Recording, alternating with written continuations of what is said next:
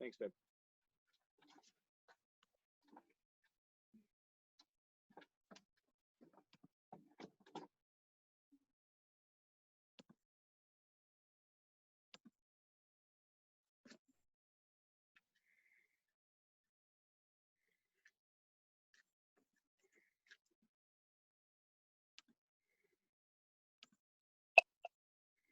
Hello, hello. Hey, Linda. Hey. How you guys doing? Good. Good. Okay, it looks like we're waiting for a couple of people. Okay. Your outdoor office today? You know what? It was nice out. I'm getting tired of sticking inside all the time. I'm like, I gotta be outside a little bit. I know, I feel that. Right? Yeah, for sure. Perfect.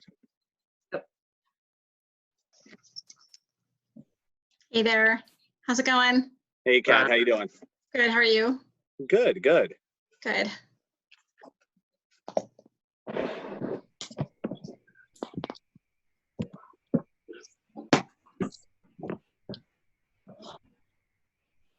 Hey, Steph.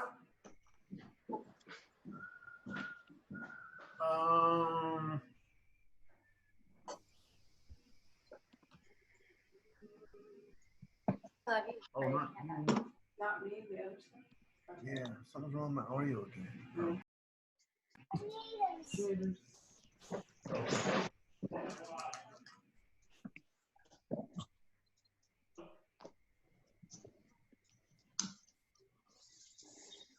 Perfect. I've never managed a Zoom meeting before, so this is going to be fun.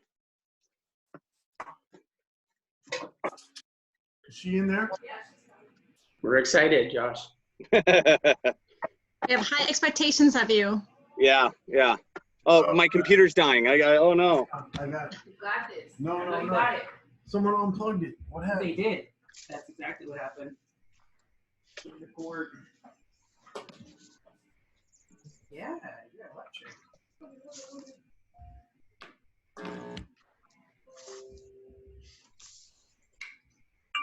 You go, see?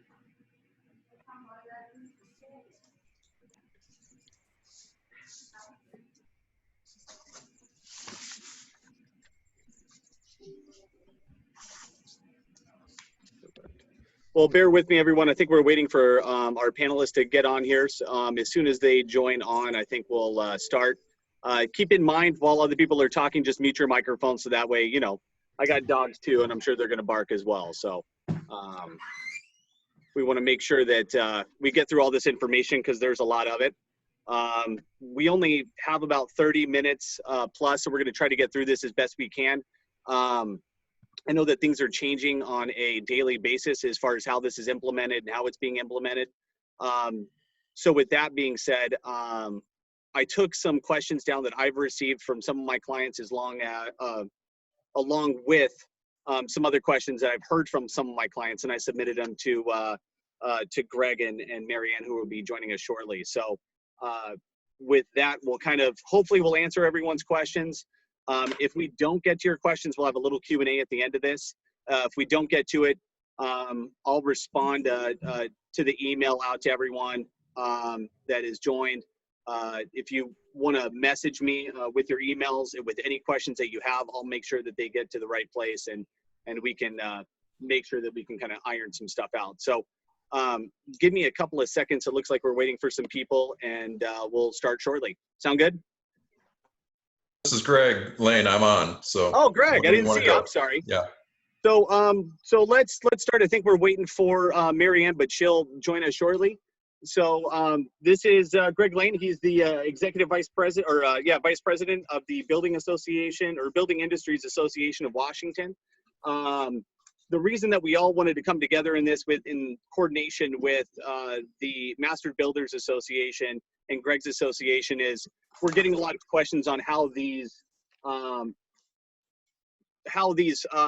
new implementations of these new guidelines are being implemented, how they're being implemented, and what we can do to move forward to make sure that everyone's staying in compliance. So with that being said, Greg, if you want to take it from here on kind of what you've done these things before, and then we'll kind of go from there. Okay, great. Well, good afternoon, everybody. I'm really happy to be here. just so you kind of have a sense of who I represent. So BIW is the State Building Industry Association. You're probably more familiar with Master Builders of Pierce County or some of our locals. So if you are a member of Master Builders, you are also a member of BIW, the state association. We're the state affiliate, and then of course there's the National Association of Home Builders at the national level. So that's kind of the 3 steps. You've got the local associations. There's 14 of those in Washington. BIW, the state association, and then the national. I'm, as he said, the executive vice president, essentially the executive officer, if you're familiar with that terminology at the local level. So I also was the BIW representative on the governor's working group, the 6 people who, I was one of the 6 that negotiated, and I will emphasize that, this was a negotiated document. This is not the rules that we certainly intended to have in all cases. We were negotiating them with both the labor unions across the table with us, and also with the governor's office, labor and industries, and the Department of Health. So, our intention all the way along was to get construction going again, to get people back to work, to authorize our industry to start again, and we certainly had to give in a few cases on some of these rules. So I know that generally the additional requirements are a challenge in some cases. They're going to add costs associated with jobs. Certainly, they're going to make you less efficient in terms of doing them, and we understand all that. And we'll be doing our best to get these requirements to go away once the stay-at-home order is gone. But it was what we had to agree to in order to get the governor ultimately to authorize our industry to get back to work. So with that, I'll kind of go through a couple of the highlights. We've been getting a number of questions about a few of the requirements, so I'll just kind of clarify some things. I certainly won't cover everything in it, and then I'm happy to answer questions and with anything you have.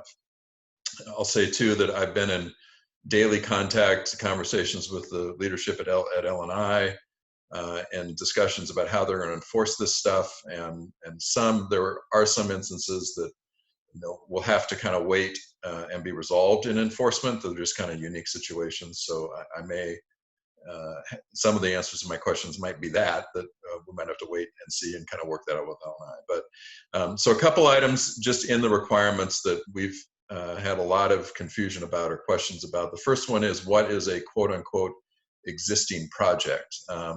The requirements authorize existing projects to restart, and all of the work on those projects, or in fact, the only work on those projects that can happen is if you maintain 6 foot of social distancing. So those are the 2 primary definitions of what a low risk phase 1 project is.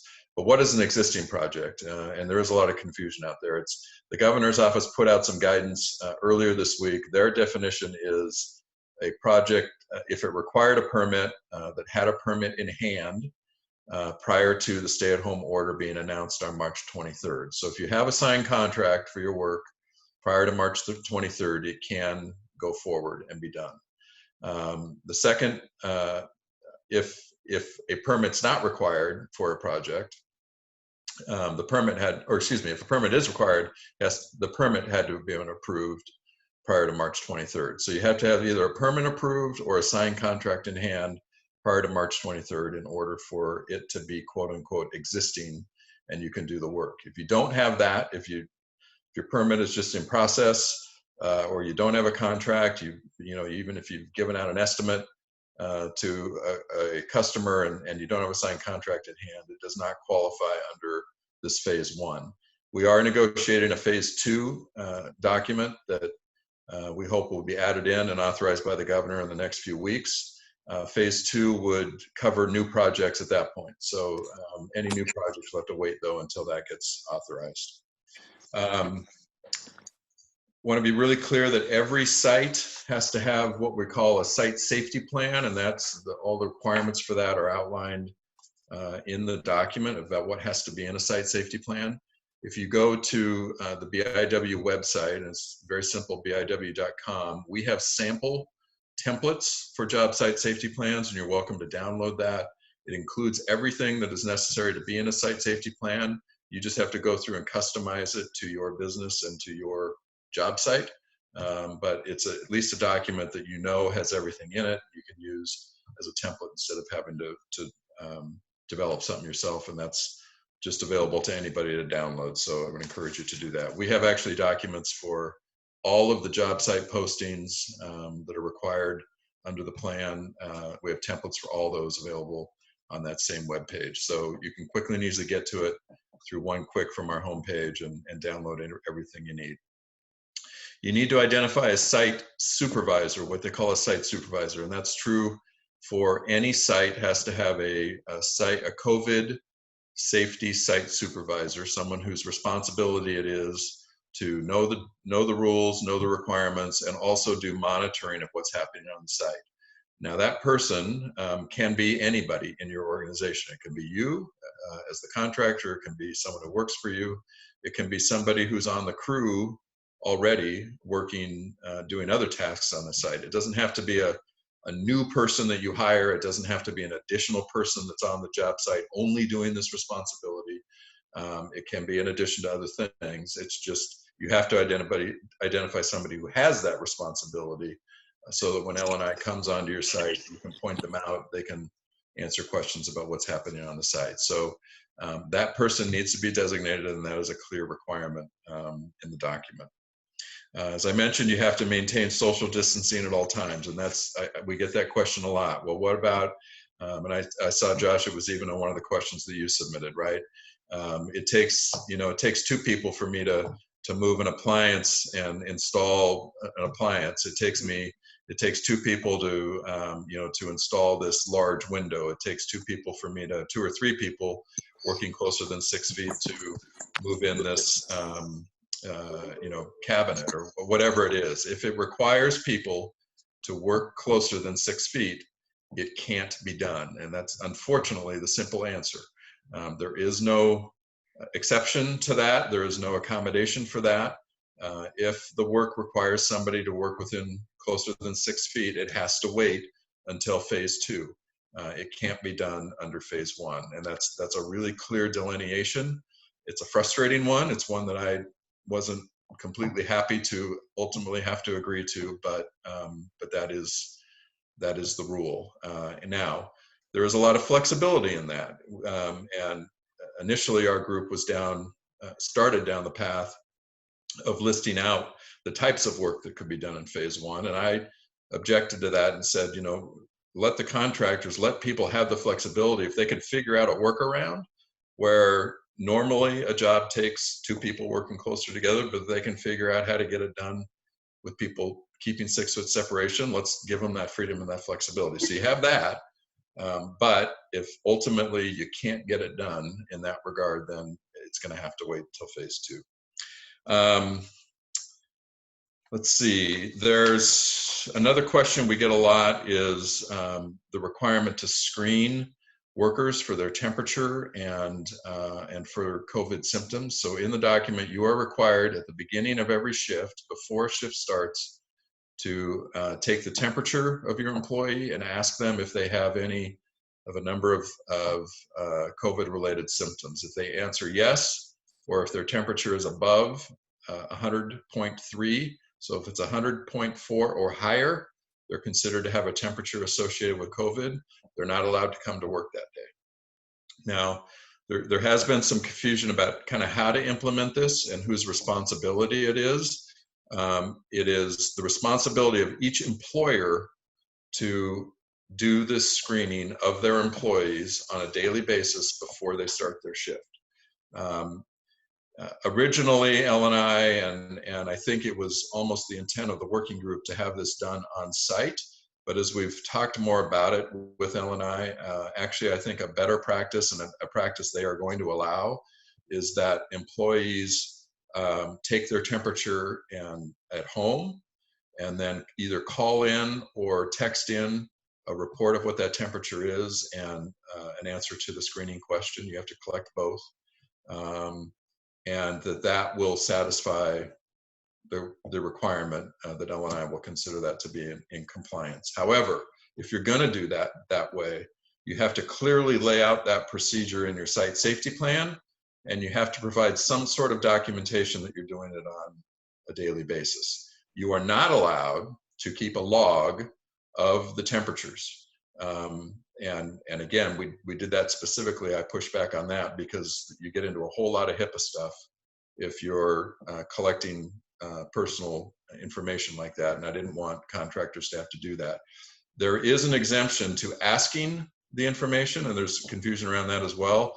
There have been federal prohibitions for even asking employees about that information, but there's been given an exemption recently based solely on COVID. So you are allowed to ask the question, and you're now required to ask the question.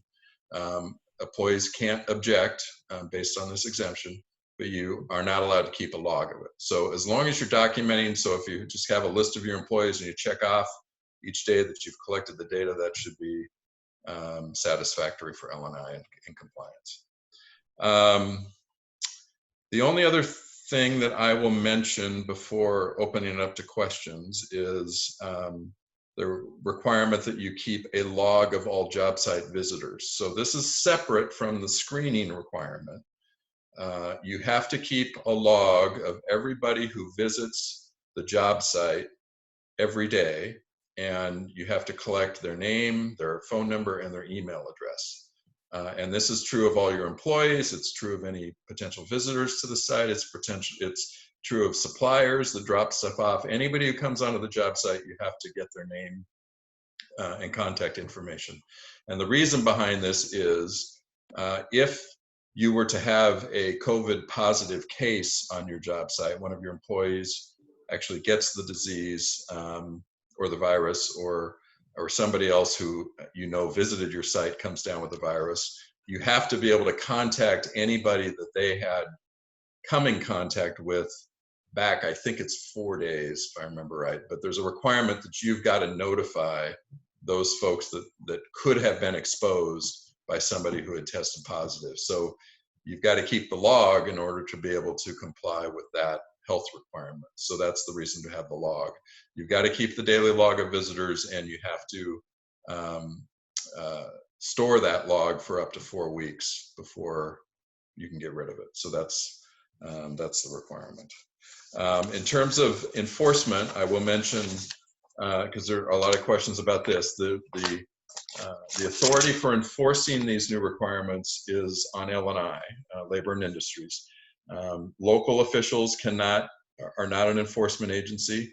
They can be a reporting agency to L&I for enforcement, but they cannot enforce themselves. So if you have local inspectors or planning department officials that come to your job site, they cannot fine you for being out of compliance for these requirements. It's only L&I that is the enforcement agency there. Now, Josh, I didn't really get a chance to kind of go through all of the questions you sent me. So okay. I'm happy to do that and try and address a couple of them, or we can just open it up. It's up to you. Well, I would like to introduce, and thank you for that, Greg. I appreciate it. I know there's a lot of confusion on that. I did want to introduce Marianne Garrett. I just unmuted you. There you go, Marianne. Hi. She's the Human Resource and Safety Manager for CUI Doors and Millwork. Some of the questions that we have got, and I'm looking right at it, there's a lot of questions regarding contractors and subcontractors and who's responsible for the compliance and whose responsibility it really falls on. And then the other question is if they're an independent, not necessarily a subcontractor to a contractor, but an independent person that's advising on the actual site itself, where are the lines and where are they drawn and who needs to keep track of what? I know I've seen a lot of that come through here. You want me to answer that? Anyone, really. Yeah, I don't know, Marianne, whether you want to take that or not. I'm happy to answer from our perspective. The answer that I'm getting from L&I is that everybody, and that's not a great answer, but if they come onto a job site and there's not a site safety plan and there's not a site safety supervisor and there aren't people wearing the appropriate PPE, they're going to fine both the subcontractor that might happen to be on site as well as the general. So okay. It's the responsibility of both of those entities, all of them, to work out how compliance is going to work. Now, generally, our recommendation is that if there is a general contractor, that the general contractor be responsible for the site safety plan, for the site safety supervisor, and that each then beyond that, and the daily log, but then each individual employer then be responsible for all of the employee-related requirements. So doing the screening every day, doing the training that's required, making sure that they have proper PPE, and doing the social distancing when they're on the site, that those be more the responsibility of the employer for their own employees. But ultimately, whoever is on the site when L&I comes is going to be held accountable. And really, it's the general contractor's responsibility to make sure that the site is in compliance overall to the requirements. So there needs to be cooperation and communication between generals and their subs. They've got to talk about this stuff, and they've got to put a plan in place to make sure that compliance is being maintained. But that's generally kind of what our advice and counsel has been in terms of how to split up the responsibility. There's no requirement that one have it over the other, but that seems like kind of a best practice approach to us.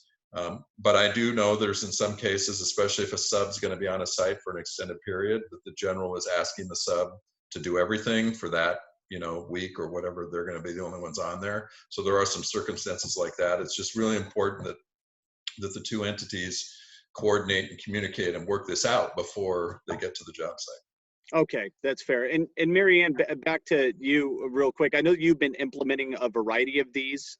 Yeah. In your time with the military and now with your work at CUI Doors. Can you kind of talk a little bit more about how you're implementing and what changes you've seen? So a lot of these changes have been kind of happening every day as the restrictions are starting to open up a little bit, and we're getting a little bit more clarification. So as for whose responsibility, one of the things a lot of the general contractors have been communicating down to us for a lot of my jobs, that they want us to be responsible for everything.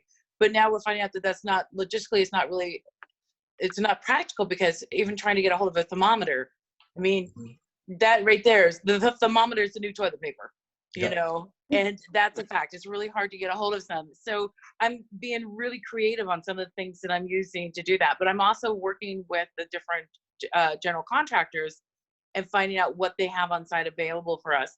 A lot of them had started out initially saying that we would have to be responsible for taking the temperatures ourselves.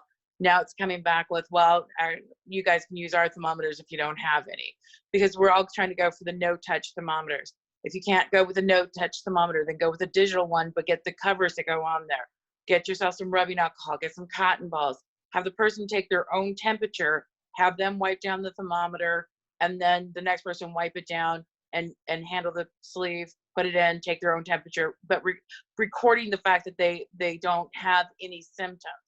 Those are things that anytime, and I do know that L&I right now, from what I'm understanding from the safety world, is that L&I has changed a lot of its resources from going from directing them to compliance. So the response that I'm getting from a lot of our big general contractors is that if L&I comes in and there's one person on that job site that isn't in compliance with all the PPE, including the masks, they will shut the entire job site down until after this whole COVID-19 we've released all that, stay at home.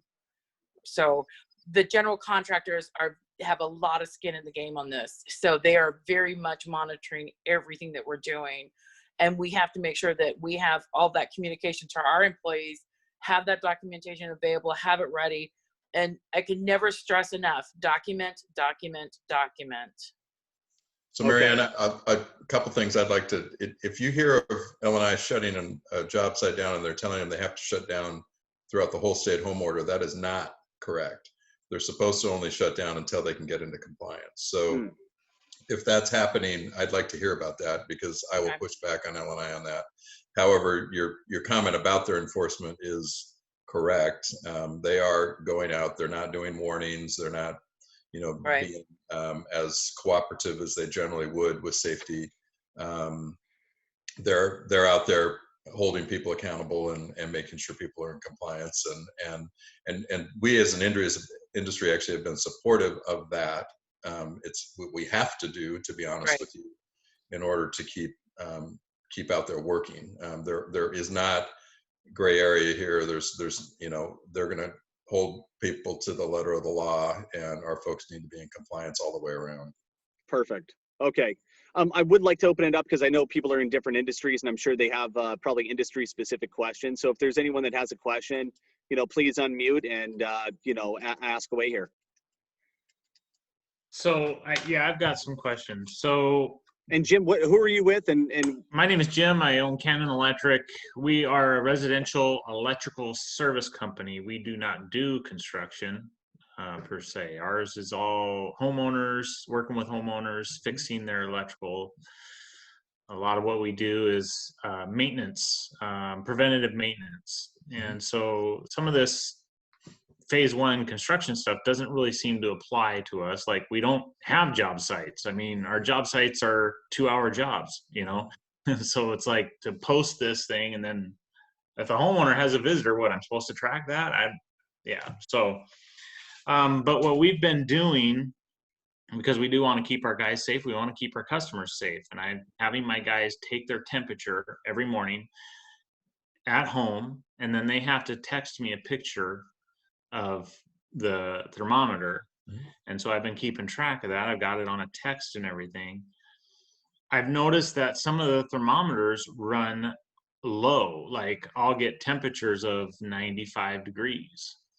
And I'm going, well, how accurate is that? I don't know.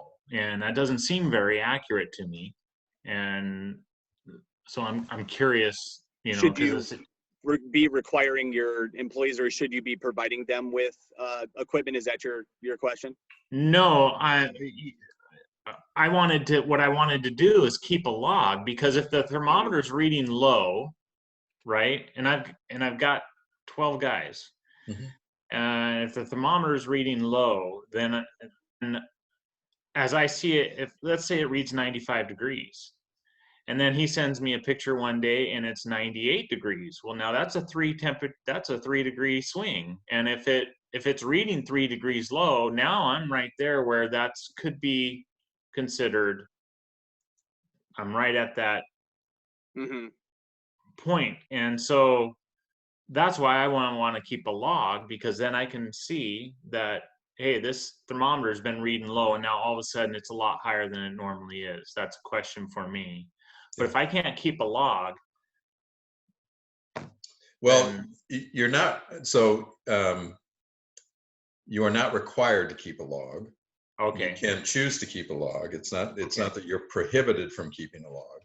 However, keep in mind that if you do keep a log, you should look into, and I don't know all the rules, but you should look into what you need to do as an employer to maintain HIPAA compliance in terms of you know, keeping that information confidential and secure from other employees. So certainly look into that. If you're going to choose to keep a log, just make sure you're in compliance with those rules. Okay. Yeah. In terms of your other question, I know it is a and I think Elle and I will help determine this. The rules don't apply generally to your situation. I get it.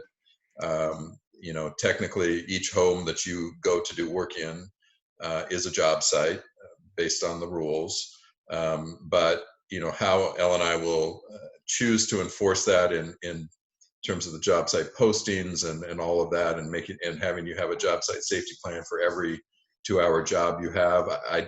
I don't have an answer yet as to how that's going to work. You know, they may require you just to have a general overall safety plan in place and allow that to be compliant in your circumstances. That could be the only caution I would give you is to make sure that you're only doing work that you had contracted beforehand. Because that is something that you will be held accountable for. They will ask, if they see you, they'll ask for a signed contract, and you're going to have to show a signed contract prior to March 23rd in order to be authorized to do the work you're doing. And that's the issue we've come up with on a lot of folks who just do residential work in those situations. Now, if you have a regular maintenance contract, signed that you go in and do regular maintenance on a basis, and you can show that contract, then that will work. But if you're just doing a single job, a single repair job or something in a residence, if you don't have that contract in place before March 23rd, you can't do that work under the phase 1. That's going to have to work. That'll be considered a new project. You have to wait till phase 2 in order to do that type of work. The other thing I would recommend is to make sure you have documented that you've gone over with all of your employees what the symptoms are for the COVID. Make sure that you have what to do in the event that they have any of those symptoms. If they have that temperature, that they have to self-quarantine for the recommended time frame is like 72 hours. I've seen anywhere from 2 days to 14 days, depending on the exposure. So, and especially if you are going into residential, you would be a little bit more at risk. And so I would really make sure they have that education and documentation. And we have that all laid out in our sample site safety plan. So you can go download that and you can see what all the requirements are. And then we have links to Department of Health website, CDC, and L&I where applicable. So you can take a look at all that and make sure that you understand them, and if you have employees in the situations, you can have a clear determination of what they should be doing. Okay, thank you. Thanks, Jim. Is there anyone else that had a question? Hi guys, can you hear me? Yes. Okay, I'm with Albright Heating, and I wanted to see how it applies for us going in and putting in furnaces for people that have no heat. How does that, with the COVID phase 1, how does that fall into place? This is Greg. So, are we able to go do installs? So it's going to depend. So if you're just doing a job that people have to work within 6 feet in order to do the installation, the answer is no. No, you cannot do it. However, in the circumstance that you raised, it could be considered, that job could be considered an essential job. So these requirements do not replace the essential designation of the original order. So in the original order that Governor Inslee had, there were certain exceptions for work to be done in emergency situations, or if you were doing work on some sort of essential business. So if you were installing a furnace in a doctor's office, then you could absolutely do it, even if folks had to work within 6 feet. That would be considered essential. What you have to do for residential situations is you have to get a designation that job is an emergency, that it is essential based on the exemptions. And the way you do that is you go through a process with the governor's office where you email in, you describe the job, and they will get back to you within a 24-hour period about whether or not that's essential or not. So those jobs that you describe where somebody doesn't have heat are supposed to be considered essential, but you have to get that designation. And if you go through that process and get the designation, then that type of installation would be allowed to be done with people working under 6 feet. Does that make sense? Okay. No, it does. Thank you for your clarification. Yeah, you bet.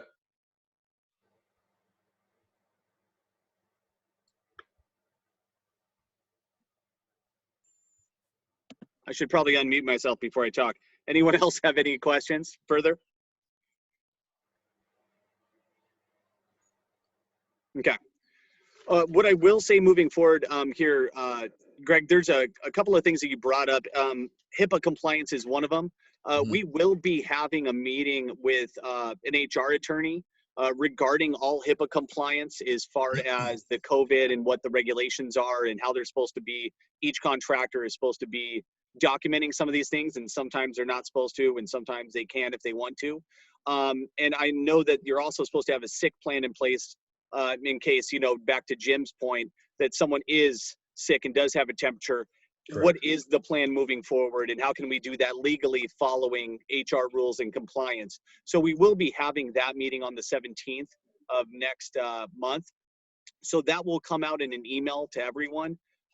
Yet again, if anyone has any questions, concerns regarding this, I will make sure that we forward off Greg's website, so that way they have all the access to the templates and everything else. And I read them over, and they're pretty easy to follow. So unless you or Marianne had something else, I think we can kind of get out of here and enjoy the rest of our Thursday if we could.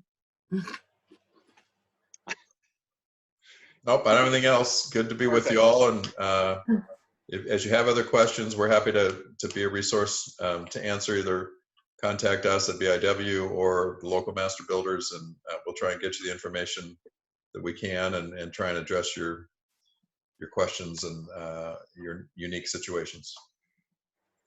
Fantastic. I really Have a great appreciate the afternoon. help, guys. Have a Yeah. good one. Bye-bye. Okay.